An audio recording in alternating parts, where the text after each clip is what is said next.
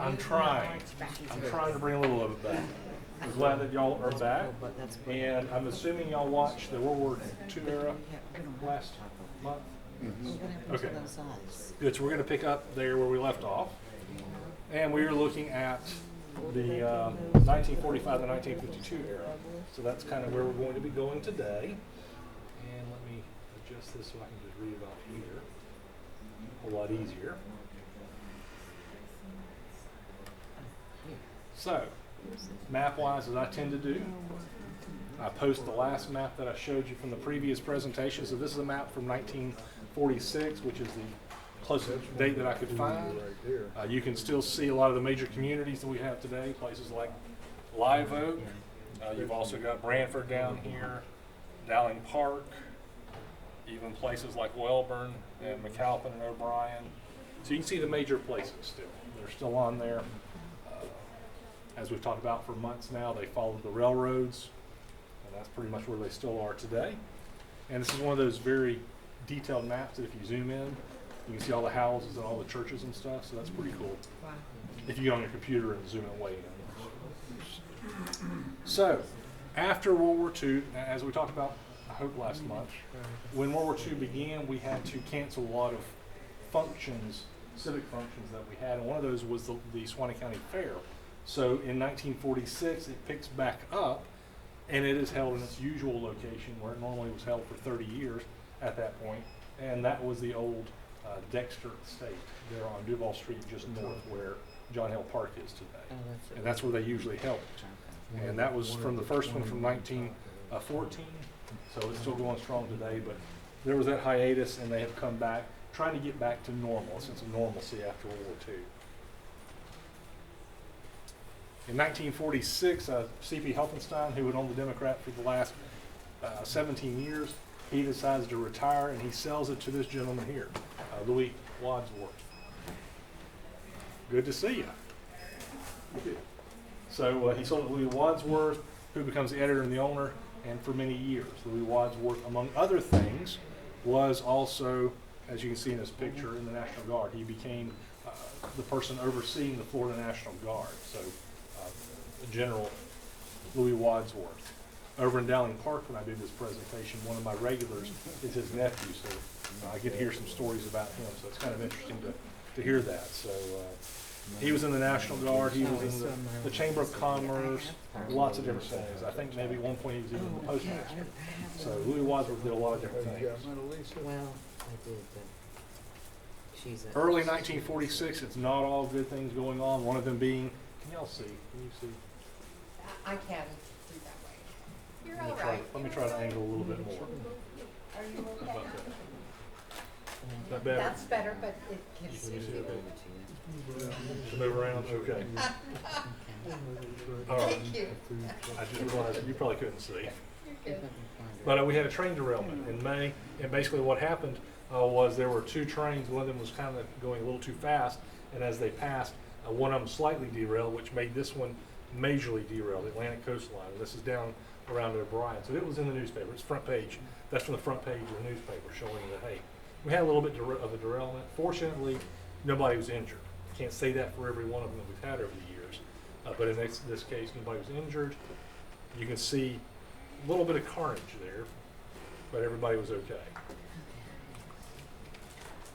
As we move into 1946, we see some more changes, some more getting back to normal. One of them being in May of 1946, the Chamber of Commerce is reinstituted yet again. It's been off and on for 40 years at this point, called the Board of Trade, Chamber of Commerce.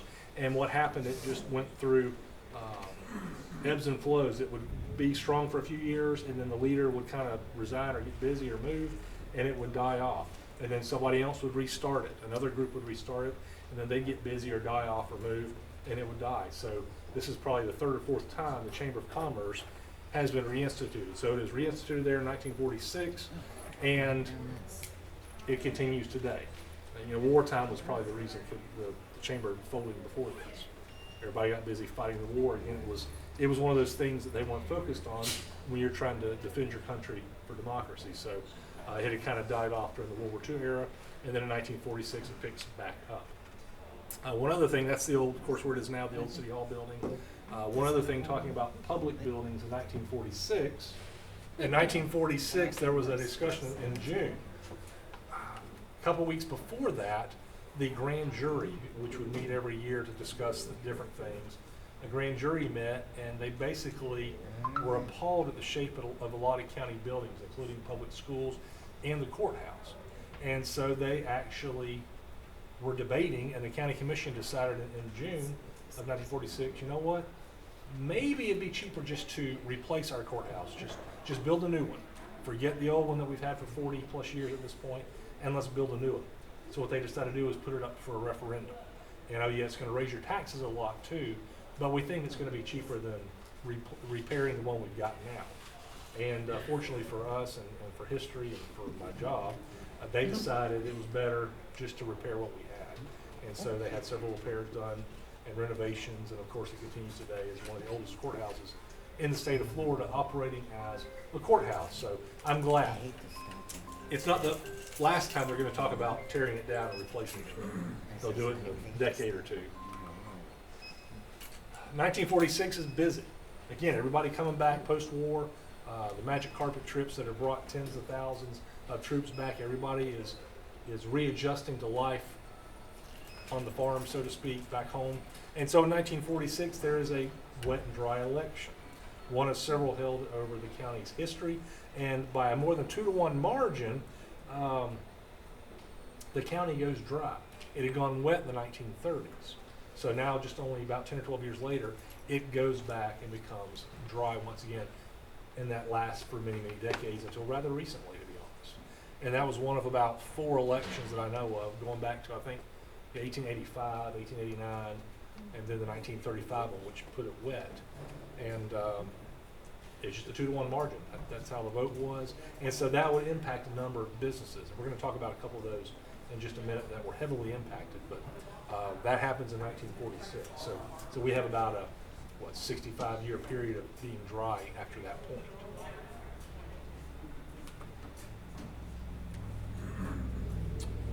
Fred J. Green, he was one of the businessmen in the 1940s, the 50s, very big into lots of different things, civic organizations, those kinds of things. Well, he builds the Home Hardware and Furniture Company. It's a new 10,000 square foot building, which he's been using an older building downtown for many years.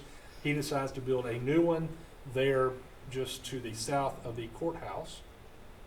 And he builds that. And let's see if I have any notes. Yeah, that's 1947.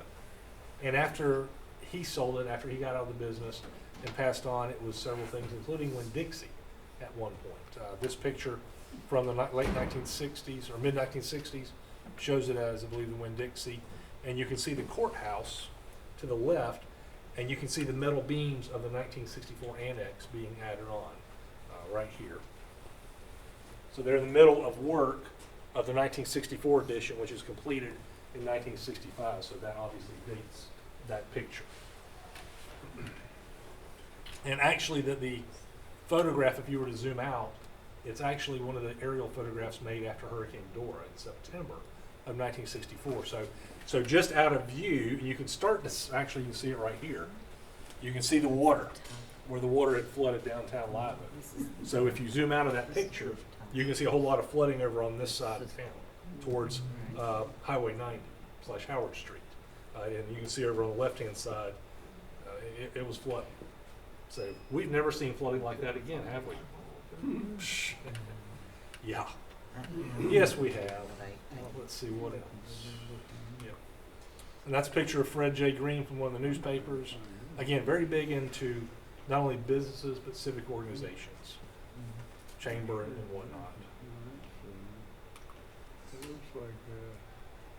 All right, in 1947, we have a transfer of buildings, and one of them is purchased by Fred Glass, who at the time was the mayor of Live Oak, but he also ran, I believe, the Ford dealership over on the left-hand side.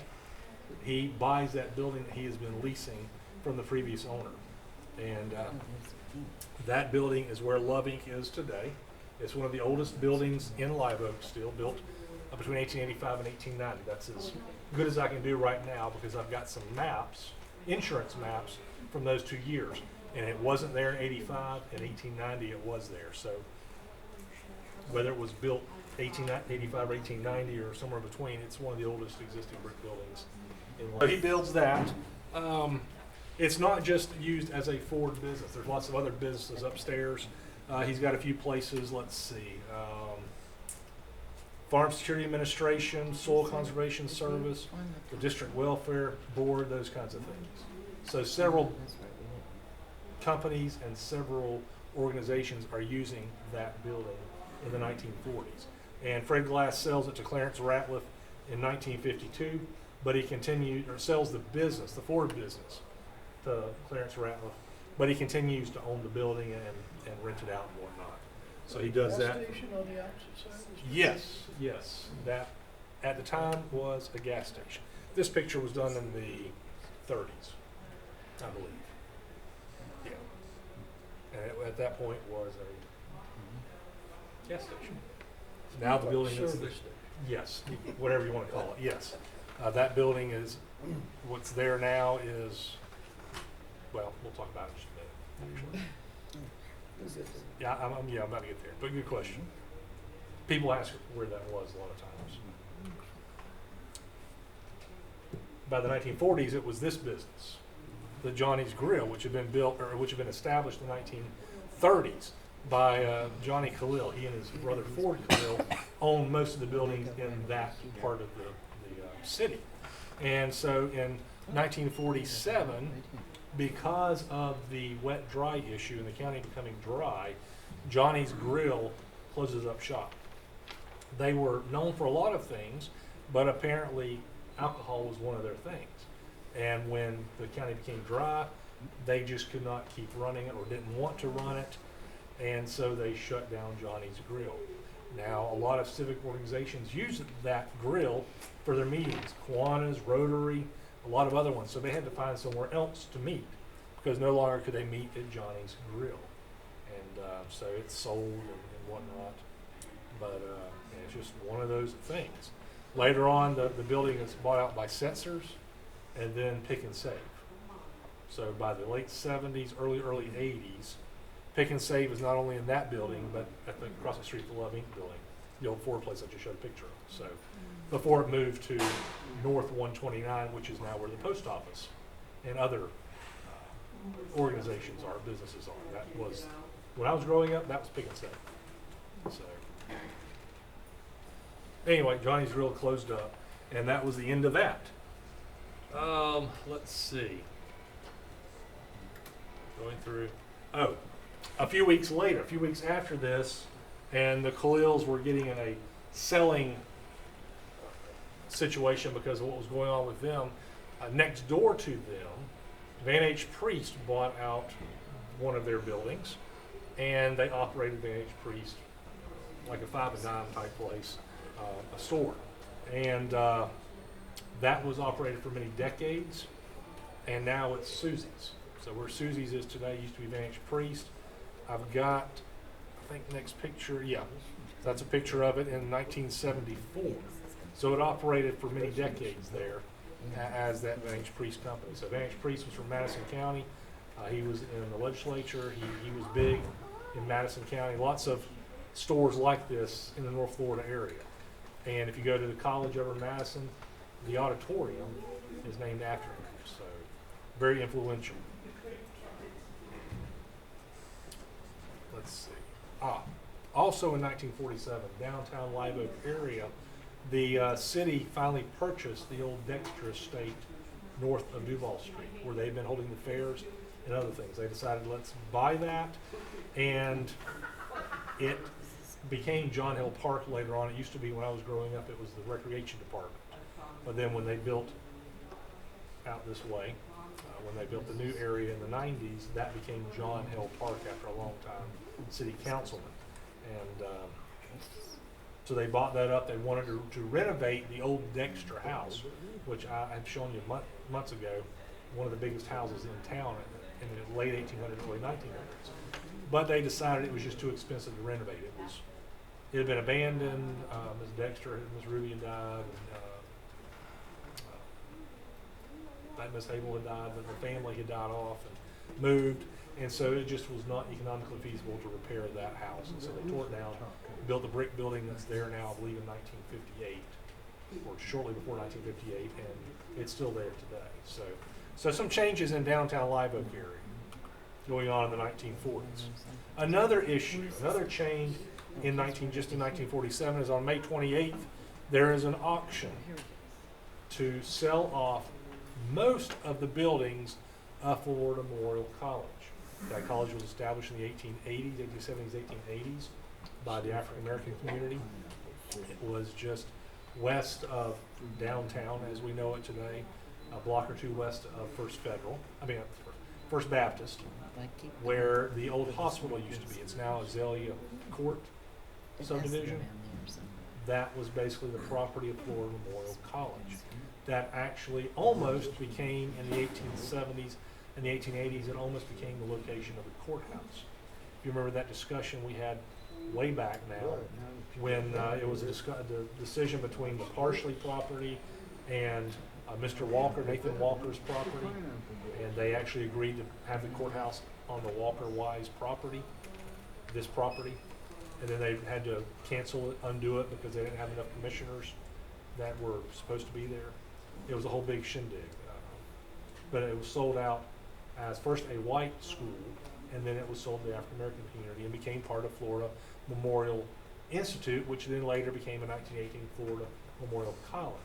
Well, in the 1940s, as World War II is going on, this college merges with another one over in the St. Augustine area, and so this campus here in Live Oak is more or less abandoned.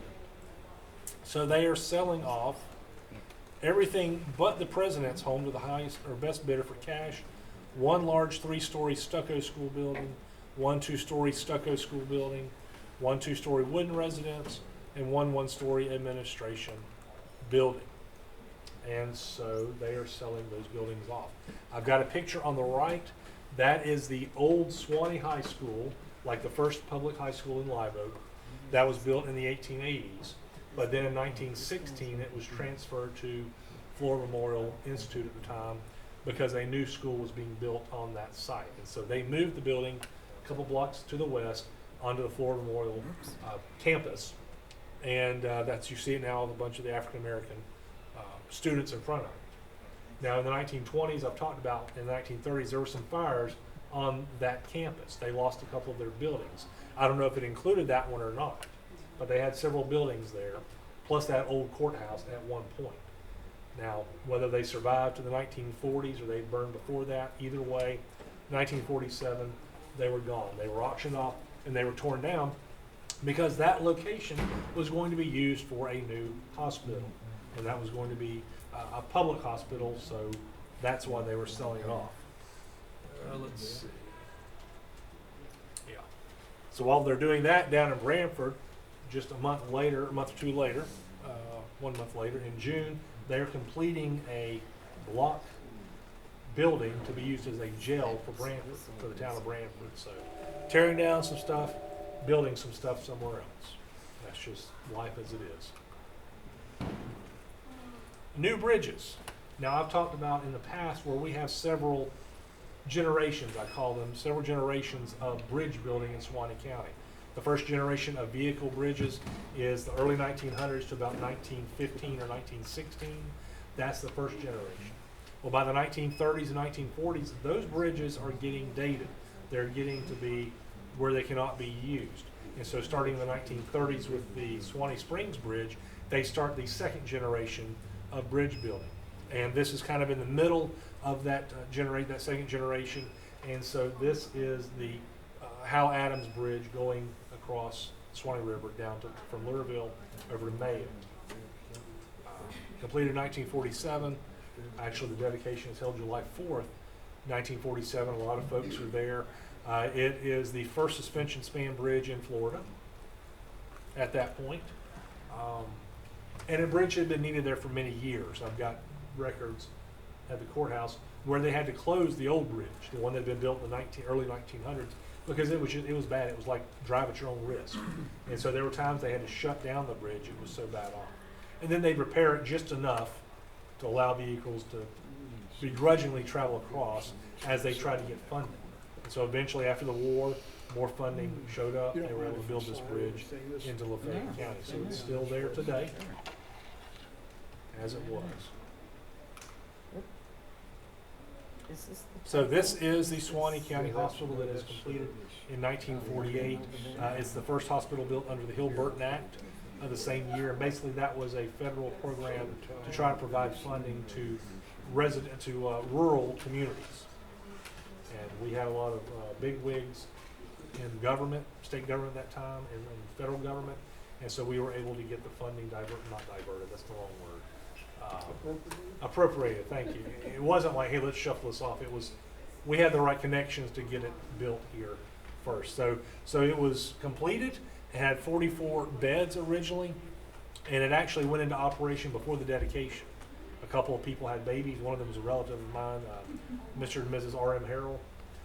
That'd be Reg, I guess. So they had a baby, and then also a James Baxter.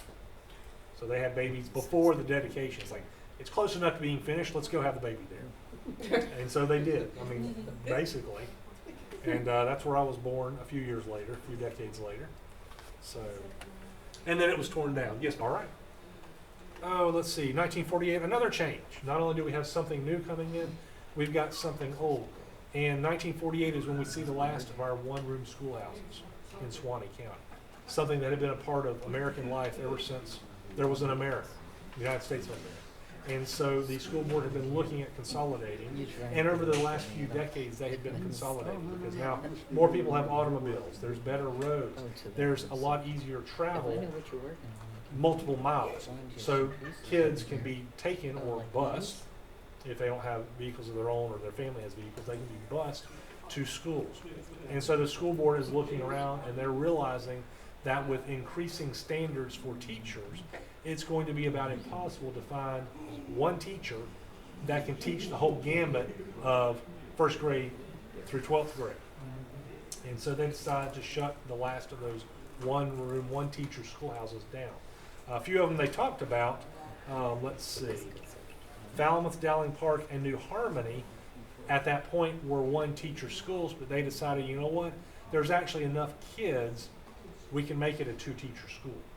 So there were still some of those small schools left, but the rest of them were closed down, consolidated with the bigger schools. So that was kind of the last of an era in American history, if you will, here. And we weren't the last one. I'm just saying in Suwannee County, that was our last year with the one-teacher schoolhouses. And you can still drive around and see remnants of some of them today. 1948. Another thing. And y'all know if you've lived here long enough, we have the Suwannee River. It floods sometimes. In 1948, we have the flood of 1948, early 1948, and it floods for the second time in 20 years. We had a 28 flood that was pretty bad, then we have a 48 flood. And then it was not 68, it was 64 was the next time. That was a little different. So Ellaville, Branford, Dowling Park, all those river communities are flooded. At some points, the river is 6 miles wide. That's how much flooding there is. It takes a month or more for the water to recede in some places. This is a picture of Dowling Park, and not that you would know it, but it is Dowling Park. You can see the old railroad depot right here sticking up out of the water. You can also see a little bit, if you really look closely, you can see kind of where the track curved.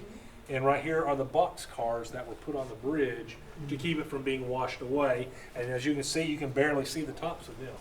So that's how high the water was. And that was not just here, it was Branford, it was Suwannee Springs, it was lots of different places. I'm trying to look through my notes here. But yeah, lots of flooding. Again, 6 miles wide. The river is usually what, 200 feet wide? 6 miles is a pretty good difference there. So, yeah, this is the picture I have for Dowling Park, which helped last week when I went to Dowling Park to present it. But yeah, that's pretty much part of the Advent Christian Village today. On most of the picture that you're looking at is Advent Christian Village. And you can see some of the buildings up here of it, actually. There's a few scattered buildings here, which were part of the village back then. So lots of flooding. Lots of flooding. 1948, we got lots of stuff in 1948. 1948, we also see the death of Sheriff Arch Hunter. April of 1948, he dies of a heart attack in Palatka. Now, he is running for re-election, and he's dying in the midst of the re-election campaign. So the governor appoints Colin Barnes to be the interim, I guess, sheriff until the election can be held. Well, when the election is held, I'll back up. Arch Hunter did a lot of different things. He was actually city police chief before he became the sheriff. So he was big into law enforcement, had been doing it for many years. I know one of his grandsons, and he's big into history, so we talk about things from time to time. So he's got a lot of information about Mr. Hunter that I didn't have beforehand. But at that election in 1948 that Arch Hunter was trying to win, obviously he's not around, and the new sheriff is the guy on the right, who is Sim Powell. He becomes sheriff, and he sticks around for one term, and we'll talk more about him next month. So I won't give you too much right now. Moving on to the next year, 1949. We've got a few changes. First off, in October of 1949, the new Suwannee County Agricultural Building is opened on the west side of the courthouse lot. What do y'all know it as today? The Tax Collector Appraiser's Office. Yep, same building. It's completed in 1949. It does not house them. They don't move in until about, well, the late 90s, right before I started working. They had moved in. That building replaces the old, now old jail, 2 jails ago that we had, or 3 jails. That had been there since the turn of the century. So we had that jail, then we had the 1930s jail that was between that one and the courthouse, and then we have the current one that was built in 1990 or so. Well, this building is completed in 1949, built by Niels Brorson, and he was a very prolific builder of local public buildings. He built several of the ones I'm talking about today, and for the next couple of presentations, you will hear that a lot of them are built by the Niels Brorson Company.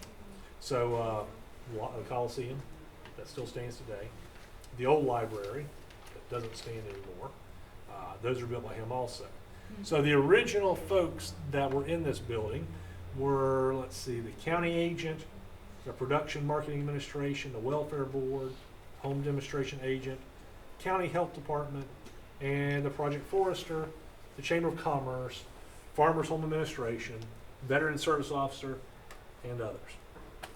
Lots of people. Most of those are, 1 or 2 person offices, so they had a lot of space.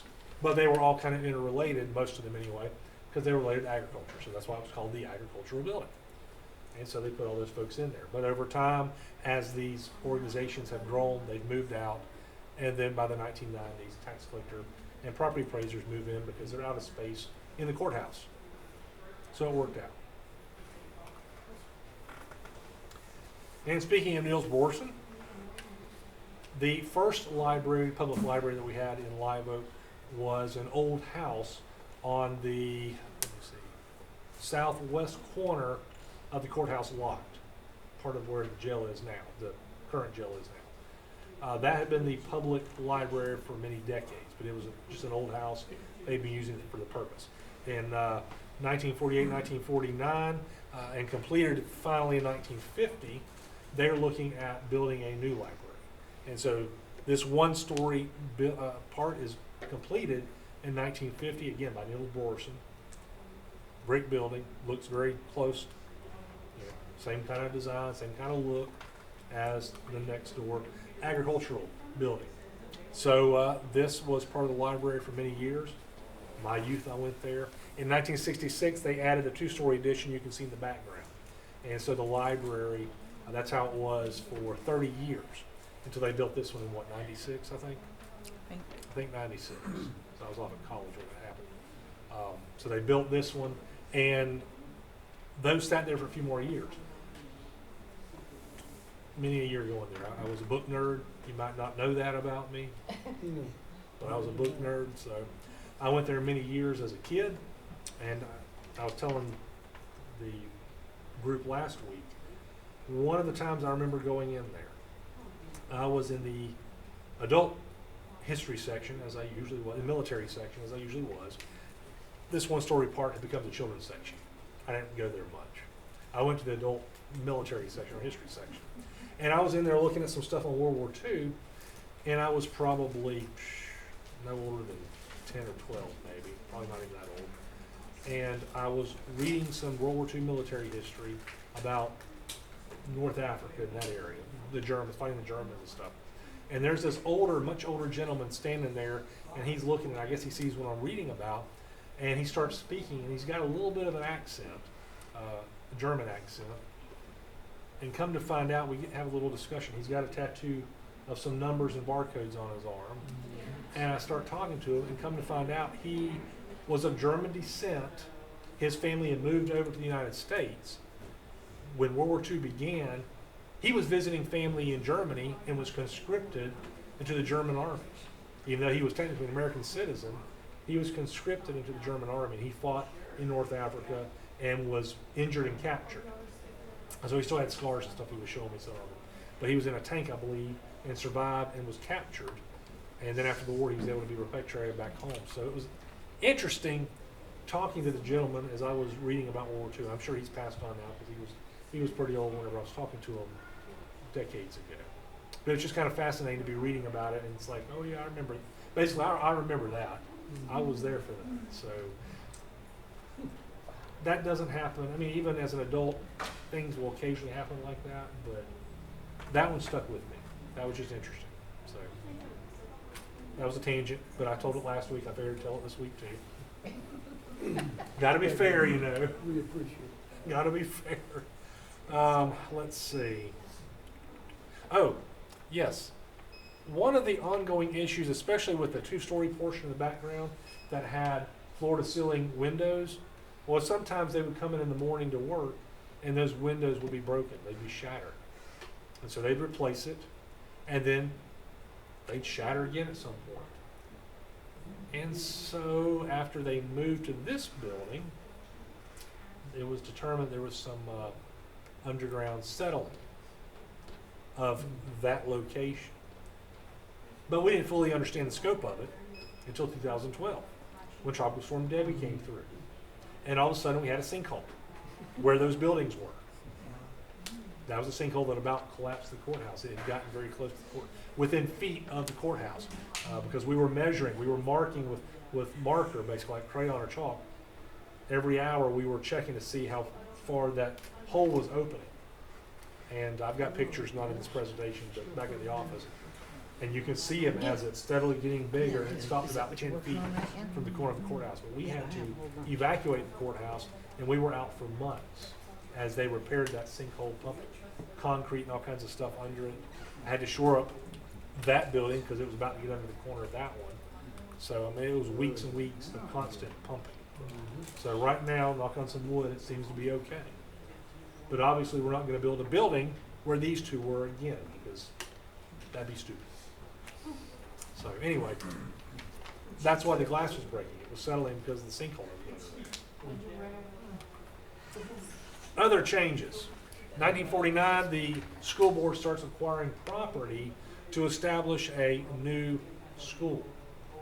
A new Douglas High School, because they've already had two at least that I know of. Before that point, the one that was established in the 20s was there on South Houston Street. You can still see part of the foundation, I guess you could say, for part of where the school was. But in the 1940s, they decided there needed to be a larger, better school for the African American community, especially as they're consolidating those schools, not just the one-room schools or one-teacher schools, but some of the smaller ones. They're starting to consolidate into various areas. And so they decide, the school board decided they need more space. And so they buy up property off Ontario Avenue, and they start constructing this school, which again is named the new Douglas High School, as opposed to the old ones. And so they build it, and it is the African American school in Live Oak and the surrounding vicinity until things change in 1969 and desegregation occurs. And so at that point, this school becomes the Suwannee Middle School. I went there for 1 year before they built the current middle school. It was not a nice place then, but again, that would have been 45 years after it was built, 40 years after this was built. But yeah, it was used as the middle school, and then once the middle school was built, it was used for alternative school, for pre-K and other things. The Emergency Operations Center moved out there, and they're still there today. And also some civic organizations are still out there. Now most of the building, including what you see there in the picture, was torn down in I think 2016 or so. Was torn down, maybe 18, was torn down, and about all that's left of the main part now is the EOC and the gym, which was built in the 60s. So that was the new school at that point anyway. Yeah, that's Frederick Douglass on the left. 1949, we've got other shindigs going on, some entertainment for the masses. And so in 1949, plans are made to open what they called an open-air theater. I know them as a drive-in. Is that what y'all knew them as too? Drive-ins. But an open-air theater on, at the time, what was the Lake City, part of the Lake City Highway. It's now Helmston Street. At that point, that was the main road going to Lake City. You would go down to Helmston Street, come on, go eastward, and then come out at where 90 is today. But that was Highway 90 back then. And so they built it along the main drag pretty much, out in one of the fields. That's an aerial photograph from I think it's 1956 is when that photograph is. And you can see obviously that it was a one screen drive-in, and the parking spots, and you've got the hut in the center that's got food and that kind of stuff there, probably restrooms, I'm assuming. And that location is where the Meadows apartments are today, right by Suwannee Healthcare. And across the street, you can see it in this view, is the radio station, which is still there today. So this is the Big Oak, which used to be a restaurant and bar. Now I think it's just mainly a bar. And this is where it was. It was opened as the Nova Theater in 1950, and it operated for many years. So just another option instead of going to the Alomar or one of our other theaters that we had, our unopened air ones, our inside ones. You can go to the open air one. And again, more people have cars, so it was a lot easier to go there. I don't remember this one. This one was before my time. I remember the one just down the road here on 129. That had 2 screens. They could be fun.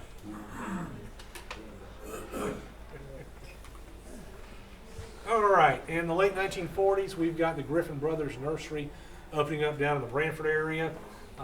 This place took orders from Sears and Roebuck, Camp Blanding, lots of area residents, obviously. It became a big deal. There were 2 brothers, which is why it's called Griffin Brothers. One of them was Curtis, and he was the researcher, and he developed something called Florida 22 tobacco. Now, I don't do tobacco, I don't know anything about it other than we grew tobacco and some of the history of it, but apparently he created Florida 22 tobacco. So maybe you might know what that is. I'm assuming that it was something real good for the tobacco business. Maybe a good type or I don't know. It was a good type though, I'm assuming. So he was the one that did that. The brother Clyde developed flowers. He was big into developing flowers and growing flowers. And his flowers were so well known that they even graced the White House from time to time. So that's a pretty big deal. Flowers from Griffin Nursery.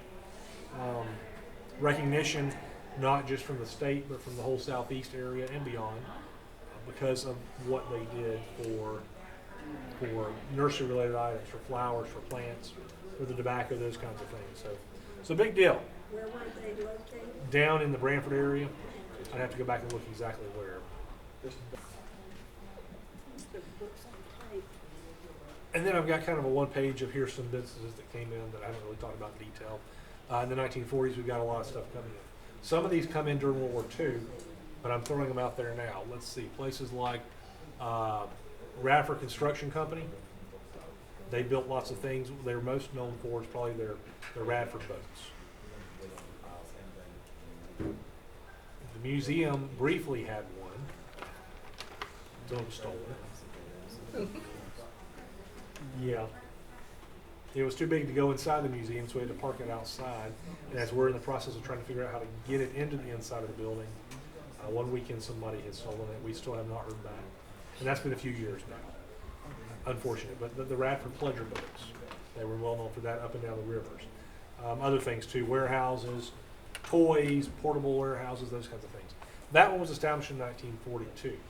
The Central Truck Line was open, Live Oak, Gulf Stages bus line, Huffman and Gilmore opened in 1942, and they operated up until about 2018 or so, downtown area. So they were a big deal for many years. The Suwannee County Farm Bureau, organized 1942.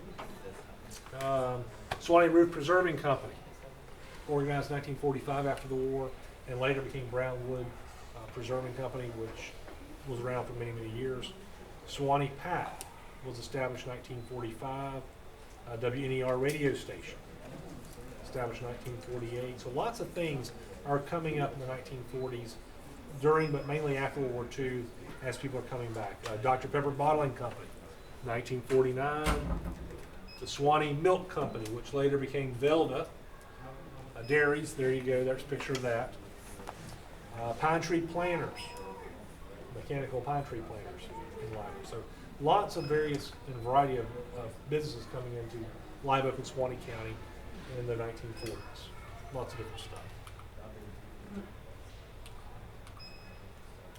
Schools, as I've already started talking about, schools are making changes also.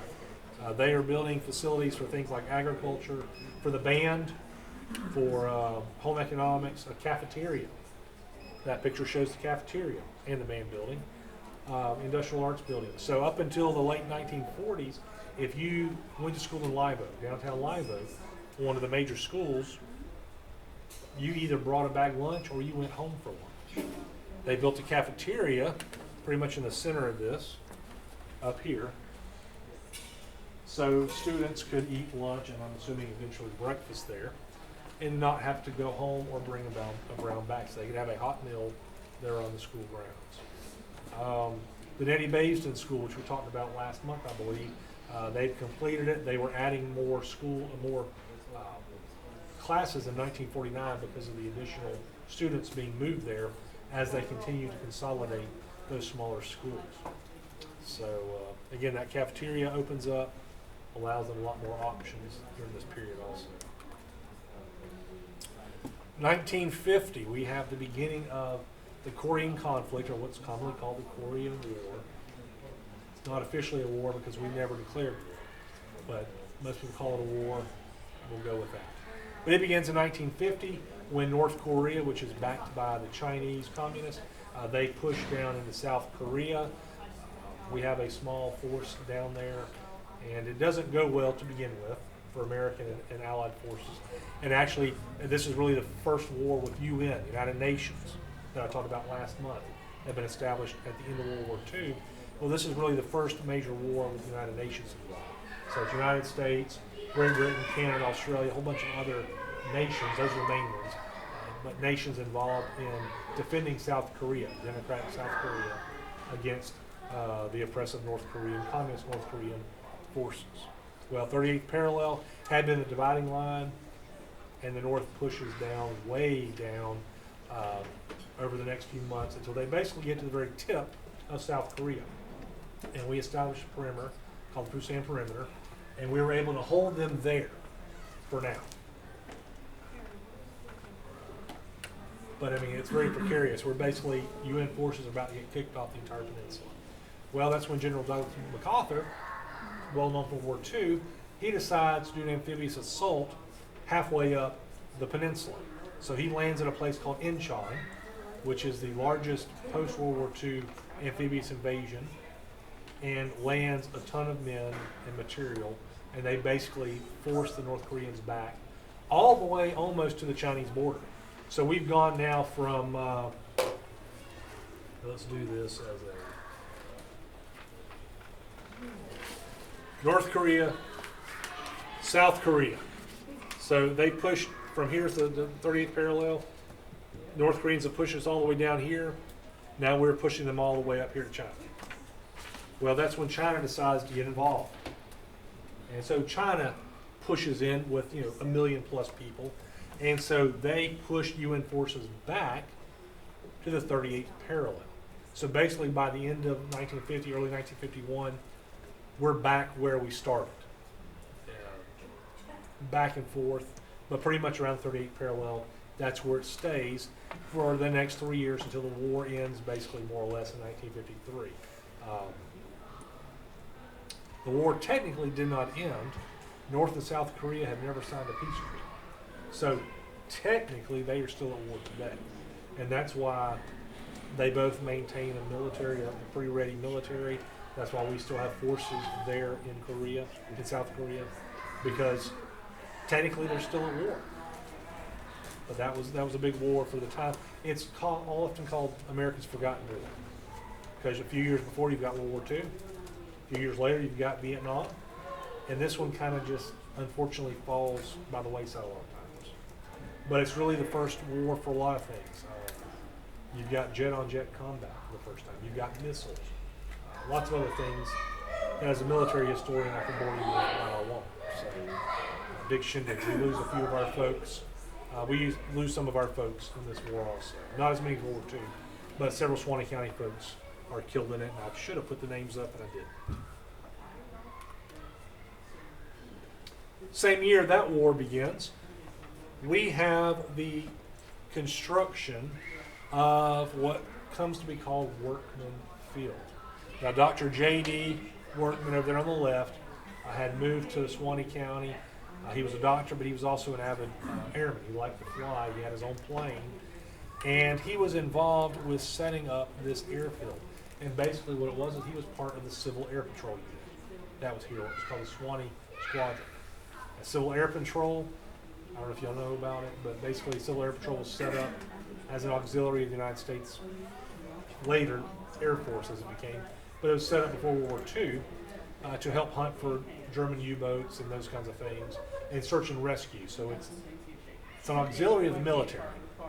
It's not the Coast Guard, because it's not just coastal. It also does stuff, a lot of it is mainly in the continental United States. But in World War II, it was hunting German U-boats and looking out for torpedoed ships to find survivors, those kinds of things. But it continues to operate today. The Civil Air Patrol, CAP, is what it's usually nicknamed. Does a lot of search and rescue type stuff using airplanes. It's Air Force related. And so Dr. Workman was part of this, and we had a Suwannee squadron of some 75 people, volunteers. This is not a paid thing, this is a volunteer thing. So we had 75 plus volunteers who either had their own planes or worked on planes or were involved in search and rescue efforts. And so this airfield is built in 1950. And what is important about it is that it is the first, and at the time, only airfield built that is manned and operated solely by the Civil Air Patrol. Other airfields, it's just they're using a public airport or an airfield, and they've got some planes there. This one is built and operated solely by Civil Air Patrol. So it's the first in the nation. It's a big deal. So it's completed in 1950, but the what's the word? What is the name of the word? Dedication. The dedication is not held until January of 1951. And you've got people from Washington, D.C., you've got the governor here, you've got lots of bigwigs. You've got, I'm trying to see what her name was, because I cannot remember it, Betty Skelton, who was a woman's champion aerobatic aviatrix and a pioneer in aviation for women. She was here. You've got the guy named Zach Mosley, who created a comic strip called The Smilin' Jack, which was an airplane-based comic strip that ran for 40 years. Apparently it was the longest-running one in history at that time anyway, and probably even still today. But they're there. You've got people from all over the country that are asking for invitations to this thing, mainly because it talks about being the first. And so these stamp collectors especially want to have that. But it's a big deal. So it operates, as you can see, it's diagonal. You've got two 1,600 foot fields. It's dirt, it's nothing fancy. You can see the hangar towards the top right. You can see airplanes sitting out by it. It's a big deal. It was located on White Springs Road about 3 miles outside of town. And today, today you can actually see it as you drive on I-10, or where it used to be, because it's just past where 136 crosses the interstate. So there was a field with some trees. Now it's a subdivision, but they're starting to put houses on. But that's where it was. And so it operated for several years as the Civil Air Patrol airfield. They had a little control tower and all that kind of stuff too, which is probably one of those, that little building at the top. Parking for 26 planes, which I'm assuming that's where most of the planes were that would not fit in the hangar. And then parking for like 200 cars. So they had grand schemes, grand idea, but I don't think it ever had 26 planes, from what I can tell. Now, our Suwannee Squadron was very active in the 1950s, even late 40s before this was built. They were operating off some other airfield. But the 1950s, they were pretty active. But then, like a lot of other things, it kind of died off. People came, people left. And so by the late 50s, I'm not really seeing any news about Workman Field. And by the 1960s, I've got an aerial photo I didn't put on here, but you can see where the field was, but it's starting to get grown up. So it only lasted about 10 years, unfortunately, like a lot of things. Let's see if I've got some other note. Yeah, that's a 1956 photograph of it. So that was something I came across by accident. And the funny thing is when I came across it, my son was in Civil Air Patrol. So that was pretty cool. I think I wrote like a four article thing in the newspaper about it. But it was just interesting. I had no idea that it was the first in the nation set up and run by the Civil Air Patrol. That's pretty cool. Anyway, moving on. Same year, 1951, we have got the construction of the Ellaville power, or the power plant out at Ellaville from Florida Power. A 33,000 kilowatt power plant, cost $6 million then, which is over $70 million today. Originally coal-fired, that kind of stuff. It closed in December of 2016. Excuse me. Bank sales going on. 1951, same month that they're starting to build the power plant. The First National Bank is sold to P.C. Krauss, Junior and Senior. Junior lives in Gainesville, and Senior lives in Melrose, and so they, or vice versa. Junior was in Melrose, Senior was in Gainesville, sorry. Look at my notes right. But they purchased a majority stake in that, and Junior, P.C. Krauss Jr. also buys up a lot of the property of T.T. Scott, who had been one of the major stakeholders at this point. So buy up the property, including the old house that Mr. Scott had built on Lake City Highway, Helmsley Street today. And Mr. Scott had been heavily involved in the bank since 1928 or 1929. And at the time that it was bought, it was the 5th oldest national bank in the state of Florida. So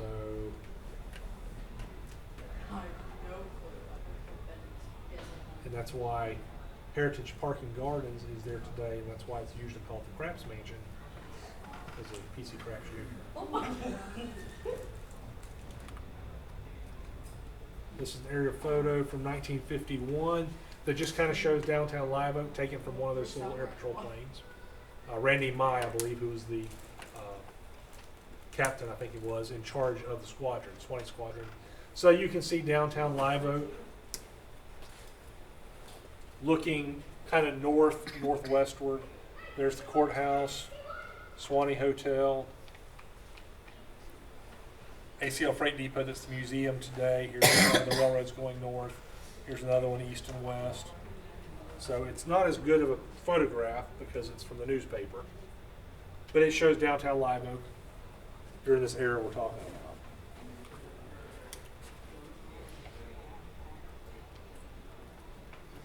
In November of 1951, Hugh Wilson, who's from Lake City, he's a funeral home director. He buys up the house of Sid Heinley, or Henley, I think it's Heinley.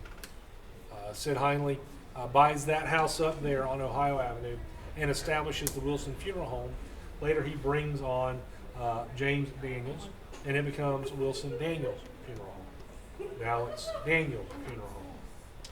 But that's where it started, in Sid Heinley's home. And a month later, Sid Heinley passes away. He was big, very big in lots of things here in Suwannee County politics.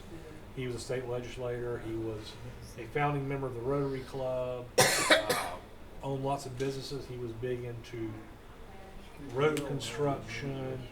He ran the Heinley Stevens Company with Worth Stevens, which was our biggest dealer in mules, horses, wagons, those kinds of things. Downtown Live Oak, those kinds of things. Let's see.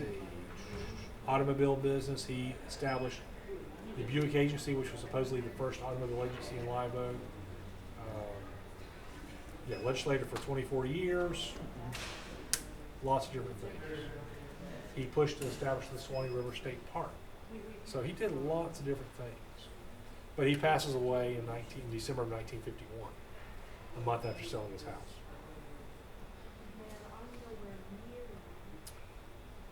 August of 1952, we have a little bit of murder in Suwannee County. It's not that big of a deal, really. I'm just going to spend next month talking about the whole thing. Rube McCullum kills local beloved Dr.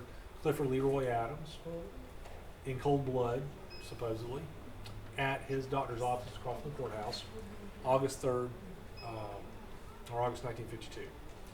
It looks like it's an argument over a medical bill, because he is found clutching a $100 bill in the medical bill over some stuff that he had done for her. And so that's what it appears to be, but there's a lot more to it. We've got, like I said, a whole presentation next week to talk about it. So let's see, sex, drugs, not rock and roll that I know of, but sex and drugs.